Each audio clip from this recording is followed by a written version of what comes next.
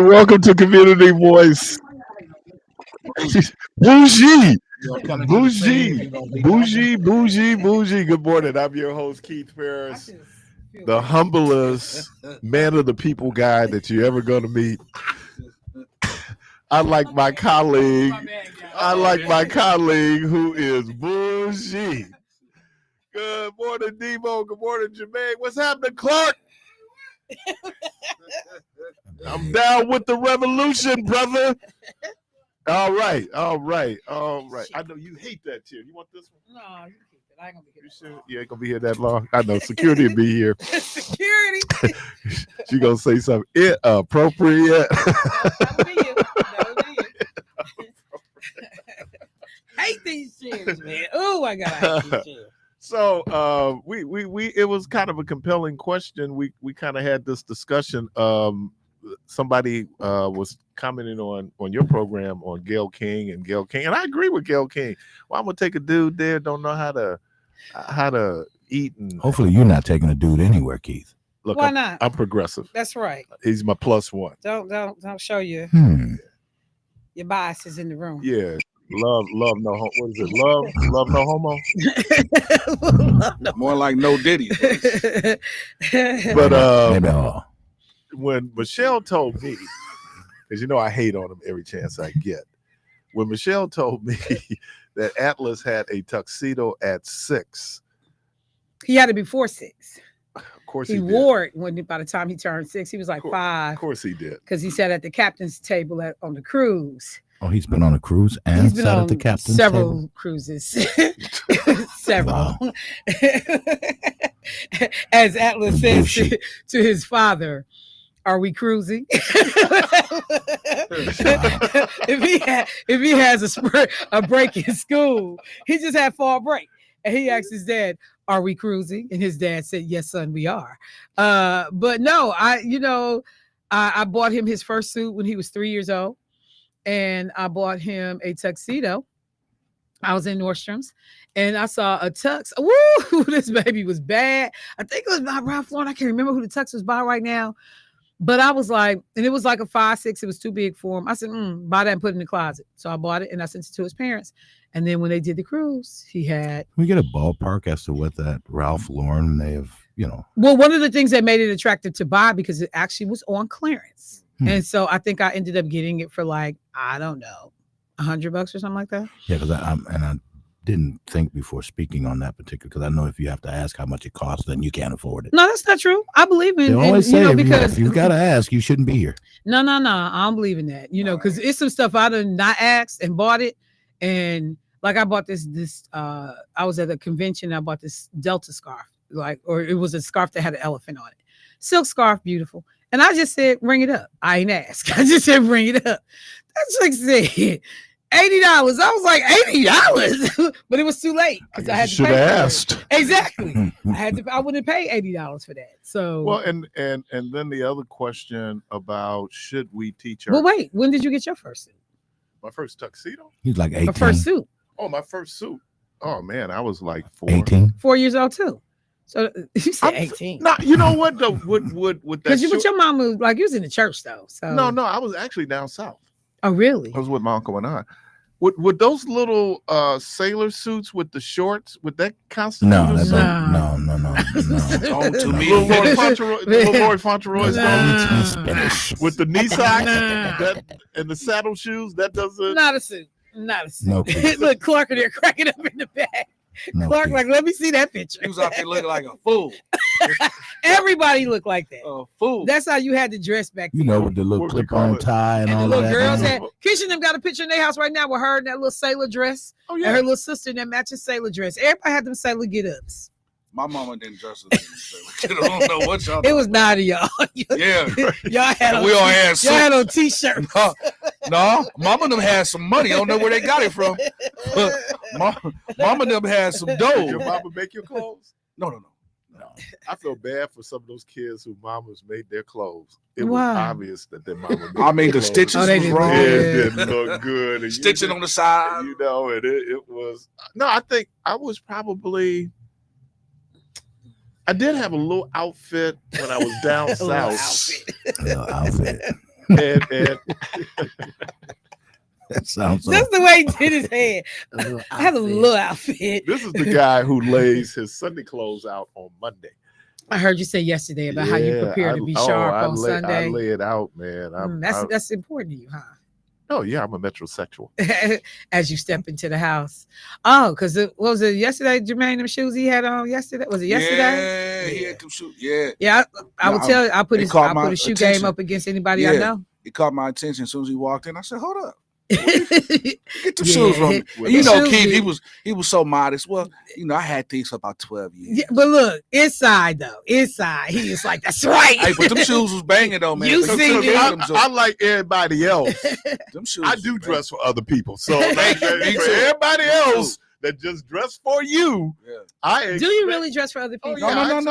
I want a I do. reaction. Oh, you want a reaction? I want a You want a reaction too? I think women want the reaction too. Listen, Even though 'cause they say they there's no- dress for themselves. I they don't. Oh, just yeah, for that's a lie. myself. Because there's no way in the world that a woman would put on a dress showing her cleavage just to show it for her. She want to get a reaction from the men. Maybe You the think dress- so? Maybe the Oh, dress is absolutely. You think so? Maybe it's too little. Absolutely. No. She, No. well, she How purposely come bought I it too just little. can't like the way I look No, at no, my no. clothes? Listen, And you- that's what I want to Okay, hold wear. on. Let me answer that. You see your cleavage every day. That's all I'm gonna say.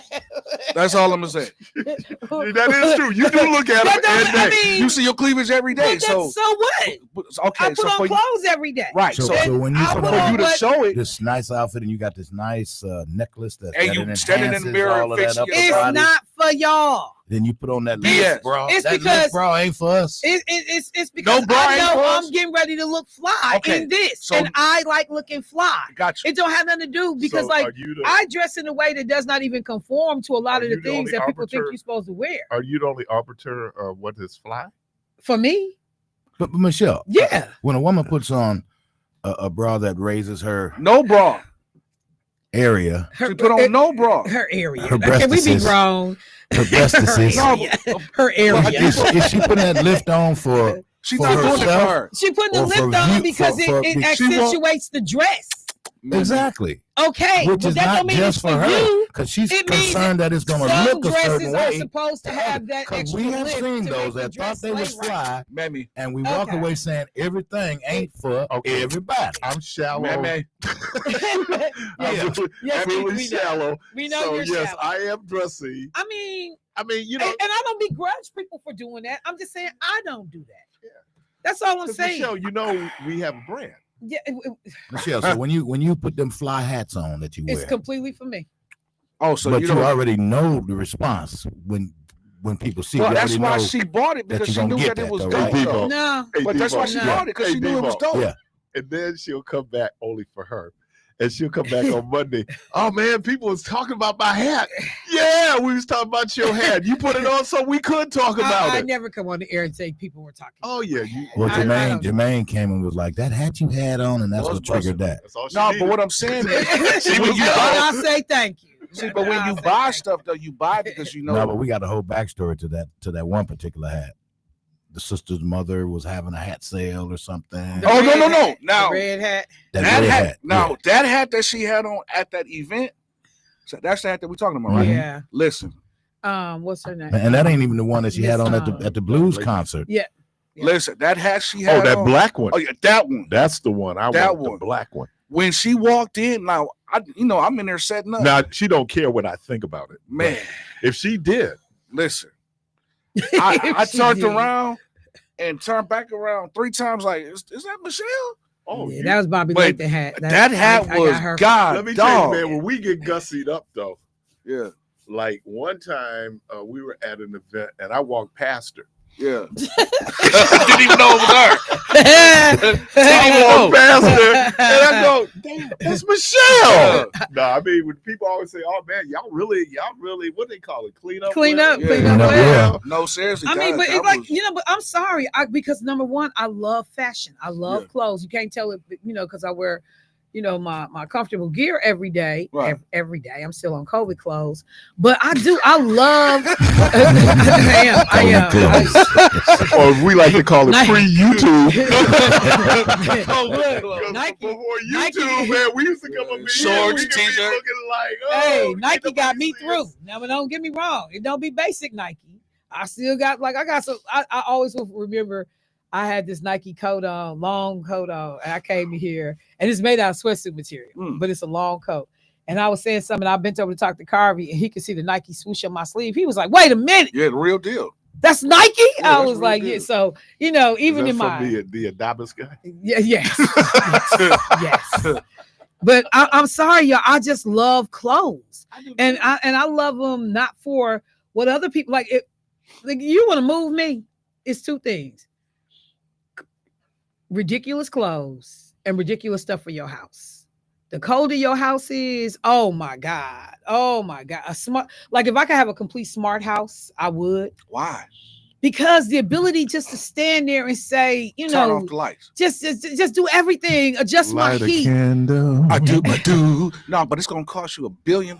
No, I know a couple people got smart houses. No, but what I'm saying, it's not nearly but what I'm as saying, expensive. no, but what I'm saying No, is, but I have. I can turn my TV on. I can turn my lights in the living room blue or red. It's little gadgets you buy. I'm a Debo, gadget you live guy. in a farm, man. Everybody I talking live about on the a farm. farm. You stand Trust in, me. man. I'm talking about the smart house. It is smart. It's smart enough to do what I tell it to do. I can turn up my heat. But you know what? You can lock your doors. You can buy that little stuff to do that part of why nowadays. I just love clothes so much because that was the sacrifice my mom made for us to go to private school. Yeah. What do you mean? That we weren't necessarily getting, the high-end latest clothes, this and that, right? so you could. Because my mom would always go to Boston store basement. Mm-hmm. We had another place, Gimbo's, where we're going to be Thrive on their basement. So we never really shopped from Spartans or Marcus. What was Spartans? Spartans was like Marcus. Okay. Kind of Across the street from the cemetery on Green Bay. Oh, Evergreen. But and so when I got to the point that I could wear what I wanted to wear, oh man, it was on and cracking. And then I had there was a young lady who really changed my life. My sophomore year, we dated, and she gave me a whole makeover. I was Midwestern Bama, and by Midwestern Bama, I was. When did you clean up that whole Bama piece? I know you don't like it. Whatever. But have you seen the Instagram stuff where it talk about like white men who dated black women or who have married black women, and they show before and after pictures, and how sisters had these white boys looking like they just stepped out of like they just stepped out of Vogue magazine. Like sisters be changing the game for somebody in terms of their gear. I just saw when I had the opportunity, and I like you, I love fashion. Yeah. Yeah. Like my bucket list is Black Fashion Week. I gotta go do Black Fashion Week. I just when you look, that's why my parents will always say, "Oh, Uncle Keith, you're 37," because I just Rhonda. Rhonda. She a clothes horse. She gets down. She got nice. She got nice style. The thing, and that's part of the problem for me living here, and I got to do better. And that's why I try to shop when I'm out of the area, is because there are not a lot of tailored women's clothes in Wisconsin. You can't find a tailored suit that just lay on you like new money. I like Ralph Lauren is one of my favorite designers because his clothes fits true to size and they're clean lines. I like clean lines. I'm a very classic dresser, but I will like, because what I bought to wear to the black and white ball, I'm really mad that I didn't feel well enough and I didn't come, because when I say showstopper, show enough, oh yeah, I was coming in there on business with that suit. So I can't wait to wear that. Yes. What? Why you got your hand up? Oh, Mr. Cotter. Mr. Cotter. Look, why you got your hand up? So who would you be stopping the show for, Michelle? Me. Showstopper, baby. You good. I'm just saying. What? Really good. Because I mean that. I literally dress with me in mind. Like, if you walked into a room, if somebody walked into a room in that outfit, would you notice? And if I answer yes, because I don't care if you notice, but if I notice, then that's the outfit for me, and that's how I dress. I remember one time I wore something to the black and white ball one year, and I think it was G from G's Clippers one day. He was like, would have never put that together, but did not see that coming. And we started laughing about it. And I was like, that's just what I felt like doing today.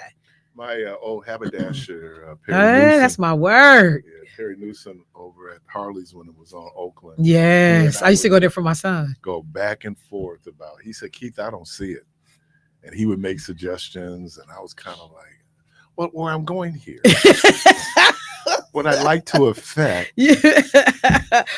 Wow, that voice and those hand gestures. But, you know what but you got a nice eye though. You do. You got a nice eye. Your stuff looks good. But them, like I said, I put your shoe game on anybody's shoe game in the city. Hold up now. I was at a What bar. you got said? a cold shoe game. I ain't saying it. Yeah, because I'm at work. You got to catch me off the clock. Anybody see your shoe Hey. game on the organ? on the pedals. Better see them jokers Yeah, shine. man, you can't. You know, nobody saw that man on the. I just, thank you. I got my bucket list. If I could afford. What would be the bucket list pair, brand, or shoes if you could afford it? John Bob. Spell line. L-O, what is it? L-O-B. Obviously, Louboutin. I think there's another one. Is it Edmund Green? Well, I done lost my mind. Tom Ford. I know you're a huge Tom Ford fan. Tom Ford, Yeah. man. Tom Ford, dude. But like, have you ever watched any of the movies made about like these different fashion houses and how Tom Ford was a part of? Was it whose family ended up losing their company? It wasn't Versace. He got brought in. He was a young hot designer and basically moved around the family. It might have been Gucci. I think it was Gucci. Yeah, and Tom Ford comes in and changes the game, and everybody they were scared of Tom when he came through. We was at a Saks and what is it? I don't know if you've been. If you're in Miami, it's called the Shops of Bell Harbor. Nope, I haven't. If you ever you go there. Oh my God. Okay. We took we took Caitlin there. Okay. When she was little, and there was Armani, and she started filling materials. Oh, So yeah. Caitlin got it early. Okay. From Rhonda. But Tom Ford had part of Saks. And so you could go in and his little section of the store, because Ralph Lauren was the first one actually going to a store. Yeah, and they would have, because here in Marshall Fields we had sections, because there was a there was a St. John's. They had a Ralph Lauren section. I used to go to the St. John's section and had a personal shopper in the St. John's section. But so I couldn't mess with St. John's. A Tom Ford shirt. It was $550. How long ago was this? A few years ago. Now people go, hey, that shirt's a shirt. No, it's not. No, it ain't. It's just like sheets ain't sheets. No, it ain't. Shoes ain't shoes. I didn't know. I tell people all the time. I didn't know when you bought a cold pair of shoes, when they don't hurt your feet the first minute you put them on. And they don't point towards the heaven after 3-4 years. And the leather gets better. It gets better as it would, need shoe trees. But when the brother called in yesterday, said he dropped $200 for shoes. That's check this out. That's on sale for me. Man, I was in Miami. 200 is pretty normal. It's normal, but I'm telling you, the price point. Yeah, if you want a good pair of shoes, and when $450 and up. Yeah, and I mean, well, and I guess I need to qualify, because 200, like you said, on sale. Because I bought some new shoes for something I was going to, and that was like $750, but I think I got them for like $2 something, and I was like, yeah, this was a good day. And I will do that because my feet can't hurt under no circumstances, and my shoes, when I step out, they need to be, if I don't have nothing else on but them shoes need to make a statement.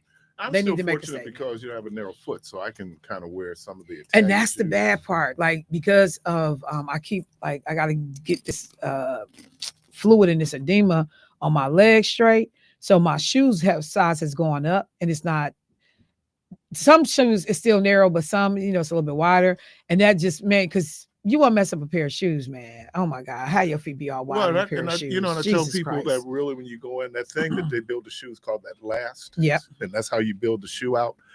Real good shoes all come from the same piece of leather. Mm-hmm. Most shoes is patched. Right. This comes from the same. So and I was watching this football game. I don't know if it was SMU, and I used to wear cowboy boots, and Lucchese cowboy boots. Dude. I mean, I'll just say this as I walk out the door. You tell people all the time, if Shout you out care to about Pastor Johnny White. what you spending money on, take the time to learn about that. Yeah. You know, somebody like y'all talked about my hats. So I'm gonna tell you, my first real good hat education I got from Trent, at Trent Towers, Yep. because him helping me understand. No, Michelle, this hat is made of fur, and you thinking fur like mink coat fur, like no. But the way this is wound, you know, like know if you what you buying. If you buying a wool hat, or this kind of hat, and we think about it in a way that that's not the way it shows up when you look at the hat. Right.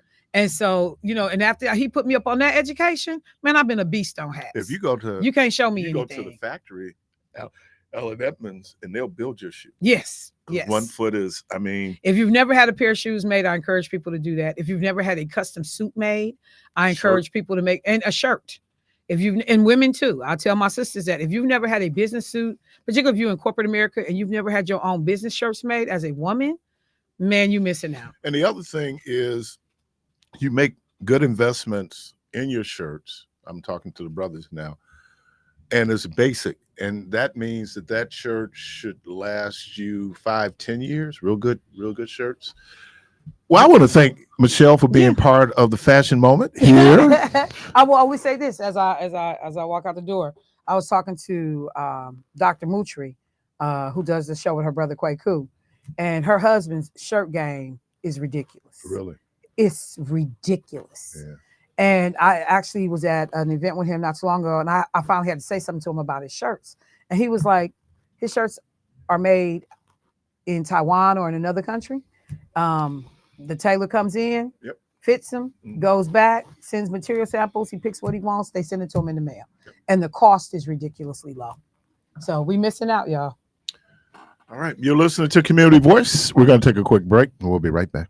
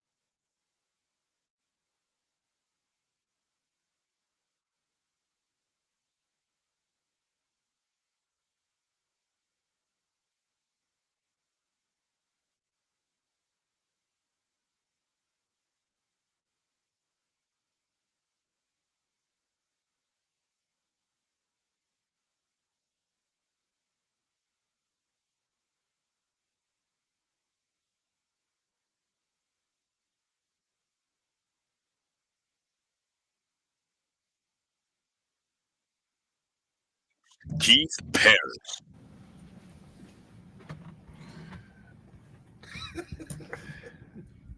I never get to sit on this That's the side. captain seat. Oh man. Oh, what's happening? What's happening? All right. Welcome back to oh man, my bad. Yeah, Got a little yeah. hot there, man. Hey, back me up. Back me up. Welcome back to Community Voice. And let me do this because I want to get everybody's name straight. Where is Taffy? All right. We have the good folks. Taffy, are all these folks with Coalition, with the Safe Driving Coalition. Safe Driving Coalition. So let me welcome to the studio Miss Taffy Foster Tony. Hey Taffy. Good morning. Miss Angela Marion. Good morning. Miss Celia Jackson. Good morning. And Miss Denitra Jones. Hey, good morning, guys. Good morning. How are you? Good. And yourself? I'm doing very well. I normally don't get the so I'm gonna have to look over to see you. Don't be hiding. All right. So talk about the Safe Driving Coalition. Okay, I'll start. So the Coalition for Safe Driving MKE was started back in the fall of 2019. It was a group of concerned citizens that were representing different organizations, community-based organizations that came together to address what we saw happening on the streets. It was an outgrowth of what was happening with MPS Drive. They had an advisory committee. So we had a broad group of people that came together.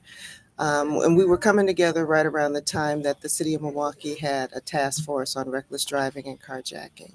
And so we became very much involved in advocacy around the issue and offered a lot of suggestions and insight and participation around how we could address issues around safe driving.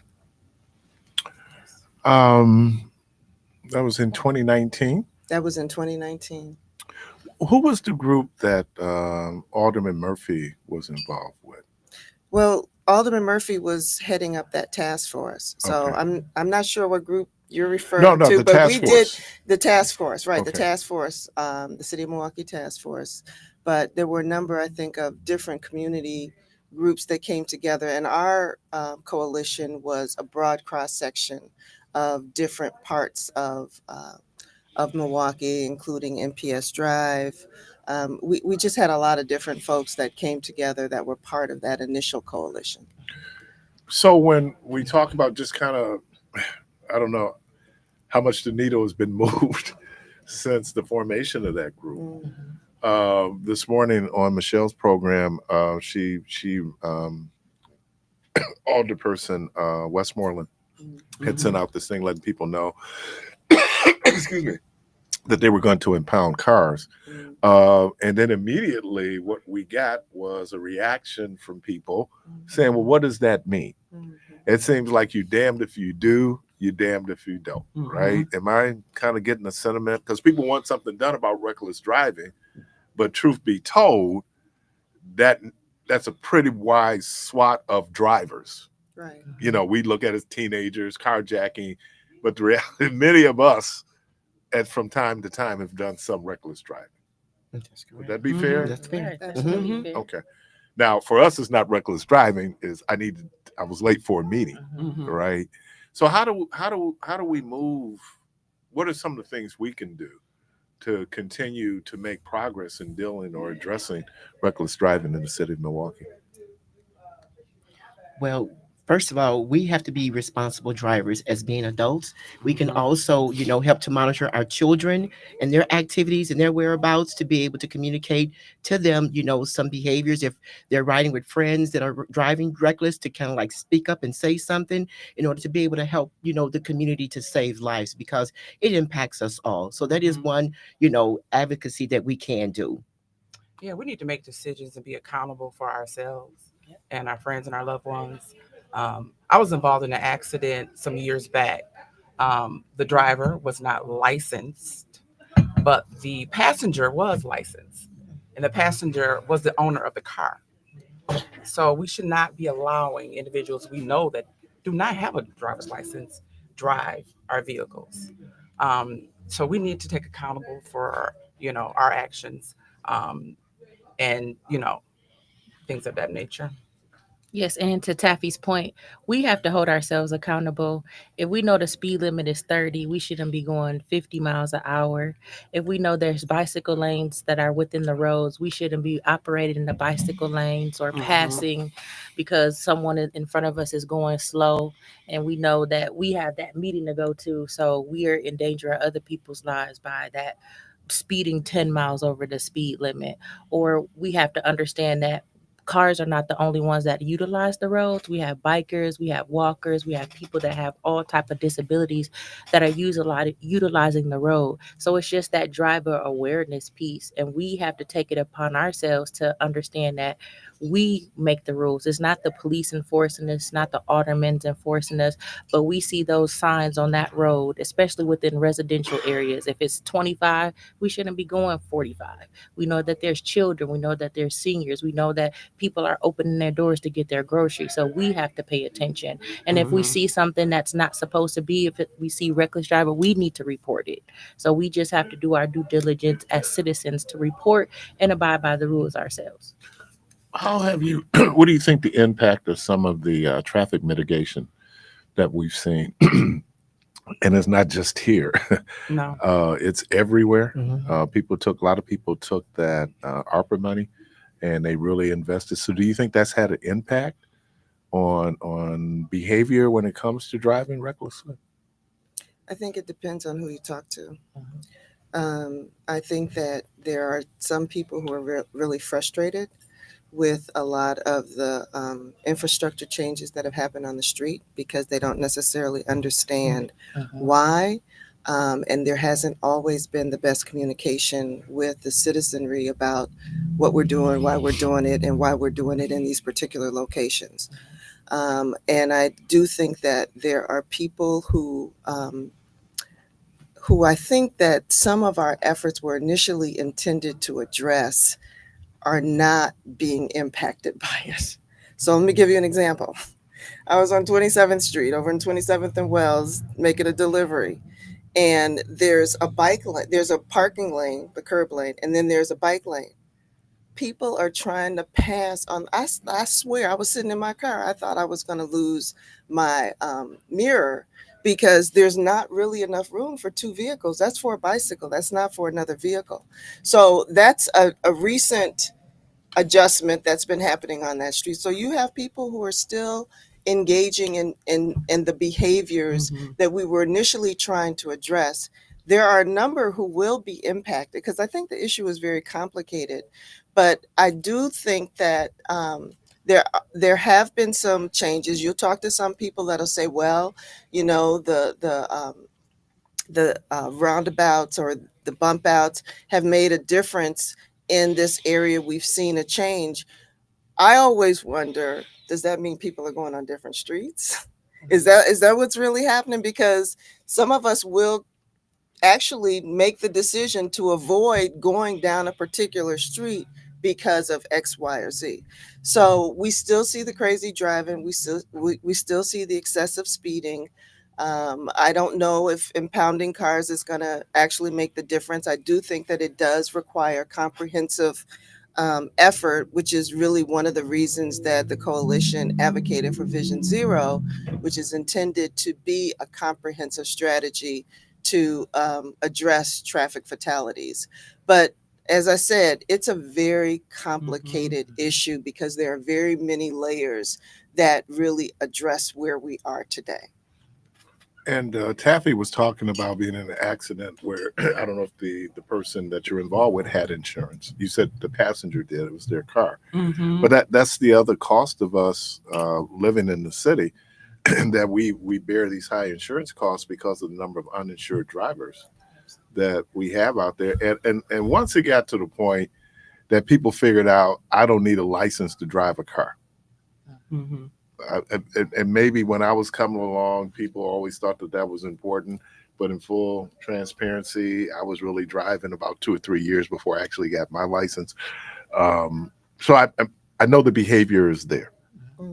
And when people talk, like they said, well, yeah, I remember a woman was saying that she was because this whole thing about being 10 over the limit, my godson just recently got his license, so we let him drive. I get so frustrated. I'm like, dude, why are you driving so slow? Because when I'm driving a little faster, but I'm not gonna say anything because I want him. Yeah, right. And thank God that he had like at least around an adult. You know, he's kind of going like, I'm gonna do all the safety thing. He checks the mirror and everything. Because if he's not with me, I know that ain't happening. But I was like, you're doing 31. You can do 35. You need to practice patience. Yeah. Yeah. No, I was cool. I was just, but it also brought back, and I think it's what Cecilia's, I have to be mindful of my own behavior. Right. And, you know, when I was telling my wife this morning when we were talking about it, I said, like, when I'm doing what I'm doing and swerving, trying to get to where I'm trying to get to, I'm trying to get to and meet other people. They're just reckless drivers, and we need to do something. But, man, and then when I look out and you look at the demographic, there is no demographic. Right. Yeah, I wish, you know, we put it on young people. No, It's everybody. It's No. Exactly. I actually had an older lady on my way to work, and she actually had a child in her car, was honking at me because I stopped to let the fire truck back up into the fire station. Right. She wanted me to go around the truck. Right. No patience with So the child in the car. So do you think, you know, some of the things when we're on highways, there's signage out there reminding people, you know, about cell phones, taking your time. Do we need to do more in terms of a broader education campaign to folks just to kind of make us kind of mindful of that we might be contributing to some of this? Correct. We live in a culture. We live in a culture that really promotes this. Right. I mean, it glamorizes all of what we're seeing on the streets. I Fast mean, and Furious. everybody's not engaging in it, but it really does glamorize driving in a certain way. And for some of us who've been on the planet for a few decades, we didn't grow up with this. We didn't see this. We, you know, getting a driver's license was a badge of honor. You know what I mean? It was a privilege and people understood it. But, you know, we have to recognize that the proverbial we really have contributed to what we see, whether it's in the culture that we live in, whether it's taking driver's education out of the schools, you know, and making all these barriers for people to be able to drive responsibly, to understand the rules of the road. I mean, there's a part of it that we all have to say we have a part in what's happening right now. And we can talk about that across the board on any of the ills of society. Well, and I was you a couple of things when you said that we've been on the planet for a couple of decades, and I appreciate that. But I immediately thought back to one of my college roommates who we were in Washington D.C. and I don't know if you know, in certain parts of the city, streets are very narrow, a lot of hills. He was doing 50, and I'd be like, Buck, you need to slow down. But I think the other piece of it is we have more cars. Yes, more people on the streets. You know, I was telling people we're going to have more accidents. And I'm not saying what the cause is. I'm just saying you're going to have more because there are more cars. Like in rural areas, they're dealing with their own traffic situation, right? But in the city, because we're so compressed, you know, and there's other cities where the streets even narrower.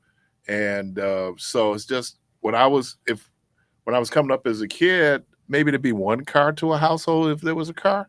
You pull up now, there's 4 or 5 cars. Everybody, cars are like televisions. You know, I mean, and so I think you're correct, Cecilia, that we need to look at the systemic things and say, you know, we're all a part of it. I think the awareness piece of it becomes real important. You all are having an event. We are. This World Day of Remembrance on Saturday, November 15th for victims of road traffic violence. Talk about that. Yes, so this will be our 3rd annual year of us hosting the World Day of Remembrance. We will be hosting it Saturday, November 15th from 1 p.m. to 4 p.m. The location will be at the Century City Tower building located at 4201 North 27th Street on the first floor. It's just to honor individuals who have lost their lives or have been impacted themselves due to reckless driving. We want to get a opportunity to listen to the first responders' perspectives and point of view once they reach the scene and how they have to relay the information to the families. We will also hear from, we have some therapists on board, we have driver's license recovery, we have some amazing resources or burial insurance, life insurance. We have, and Miss Angela will talk more about the patches of peace and unveiling of our quote that we made with community as well too. So it's a honoring and a visual to recognize and bring awareness of reckless driving in our state of Milwaukee. Exactly. And we did have an activity called Patches of Peace. And that activity that we had designed, it is a way that family members can embellish a piece of material as a memorabilia as to their loved one. And it's a form of art, and art promotes healing. And in the midst of the activity that was going on, we seen, families coming together, talking, building camaraderie. And out of all the pieces of materials and the embellishments that we had presented it to Clinton Rose, and they came up with a beautiful tapestry that we're going to be unveiling at this year event. And just to be able to have that piece of material, well, fabric, if you would, so that people can see just the outcome of the love that that they're displaying for their loved ones. And it's going to be a traveling piece to different events. That's what our goal is going to be for that. Like the AIDS quote. Mm-hmm. Yeah. Which really brought a certain level of awareness to those folks who had been were victims Correct. of AIDS, and I think to be able to do this, also to support, I think that exactly that people go through. You were talking about first responders, and that tragic accident when the young man basically incinerated himself. Mm-hmm. And how the first responders were saying this was just too much for them. Yes. It was Yes. just overwhelming Mm-hmm. when you see when people have to respond to these crash scenes, because sometimes they can be pretty horrendous. Yeah. Mhm. When you look at, and that, this car can be it can be a weapon. It is a weapon. Yeah, it is. Mhm. Yeah, I mean we've had instances. I don't know if you remember down at the lakefront. This young man was recklessly driving, and the deputy had to neutralize him, right? I remember that. Basically. Yeah. And I had a lot of calls. They didn't have to shoot him. That car was a weapon. And the way he was driving, he was going to hit somebody eventually, Mm-hmm. right? And so that's what I think people kind of miss. There's a reason for rules. Mhm. And the older I get, the more I realize there's a reason, a rationale, a justification for it. There's a reason why you don't drive or on the pass on the right side, because that's a blind spot. Right. And people can't hear, or people don't have a problem pulling in front of a bus, making the right turns, right? Yeah. Not knowing what the bus is going to do. Or school buses too that pick up and drop off children. We Right. don't even stop for the kids getting Mhm. off the bus. And we're not even going to talk about emergency vehicles when they're Yeah. coming and people racing with the Mhm. fire Yeah. truck, and Mhm. you need to pull over. Now, part of that could also be, and I think, what is that? MPS Drive, Mhm. MPS Drive that was started under the former school superintendent driver, where more and more kids. Now, even if I give you a license and you know the rules of the road, you still have to follow the rules of the That's road, correct. Yes. right? That's correct. So being able to understand, so things are making sense now. I saw, we all have our stories, right? And so I was right there on 27th and Capitol, and I'm going east. This guy is going north, right? The bus is trying to come now. I don't know how he thought. Now people talk about catching that orange light to get. That wasn't even the case. Dude was on his cell phone, made a right turn, even though he was on a red light right in front of the bus, and the bus is moving. Mm. And me and the bus driver looked at each other like, "Damn, did you?" Right. Yeah. Yeah. And he no problem. Mhm. Until and that's the other thing about sometimes our selfish behavior. We act as if we're the only people on the planet, Right. Mhm. but our behavior impacts other people. That's Yes. correct. That's correct. And and how important it is for us to get out and to be able to have these conversations, and obviously the awareness. So this is going to be held Saturday. What's the quiet room? The quiet room is a room where someone, if they need to be able to just take time away because they're just overwhelmed, with the loss of their loved ones, and they're feeling very emotionally, so they can step aside into a quiet room, and there will be some therapists that are on site to be able to help to coach and lead, anyone that needs a little bit of help. Because when you have a tragedy like this, it impacts you in a way that no one can ever, even explain or even to be able to communicate. So, and if it impacts one, it impacts us all. Yeah. We're talking about a lifetime of trauma.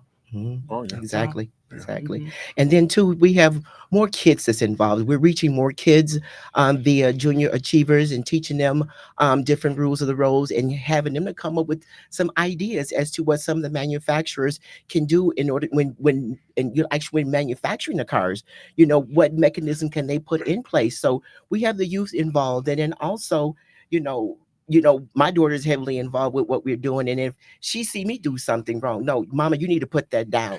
And I have to say, yeah, because it's like carbon copies. So, I can't tell, young adults or kids or anyone else to do something if I myself is not practicing the same behavior. Right. So it starts with us at our home and foundation.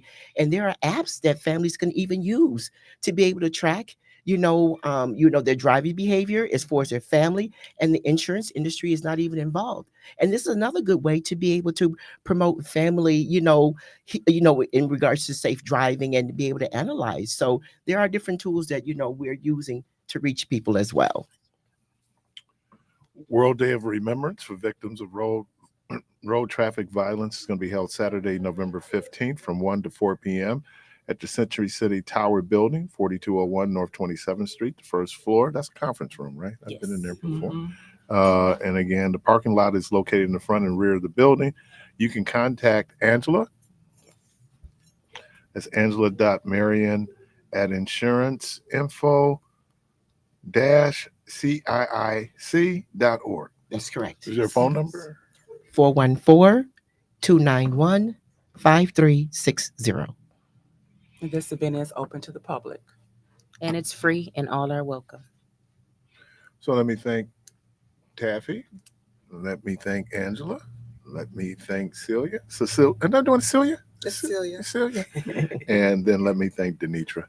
Appreciate you. Again, that's the Coalition for Safe Driving, MKE, the World Day of Remembrance on Saturday, November 15th from 1 to 4 at the Century City Tower Building, 4201 North 27th Street, first floor. Again, it's open and free to the public. Yes. Amazing. And thank you. We appreciate you, Kate. Oh, no you. problem. Thank you for having us. Thank you. All right. You're listening to Community Voice. We're going to take a break and we'll be right back.